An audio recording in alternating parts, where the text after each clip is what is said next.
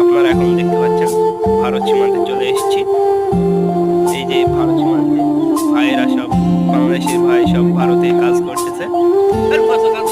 এই যে এখন আমাদের সব ভাইরা কাজ করতেছে, এখানে দেখুন পানি দিচ্ছে আর এই যে মেশিন বন্ধ করতে চলে যাচ্ছে মনে হয়। আর এই যে দেখুন সব ভারত সীমান্তে সব চাষাবাদ এগুলা বাংলাদেশের লোক করে। আর এই যে দেখুন কাজ করতেছে। আর এই যে বাংলাদেশ বিজেপির টহল পার্টি, এখানে সবাই বিজেপির টহল করে ভারত সীমান্তে। খুবই তারা খুব জীবনের একটা খুব ঝুঁকি নিয়ে তারা কিন্তু খুব কষ্ট মা বাবা ছেড়ে খুব টহল করে।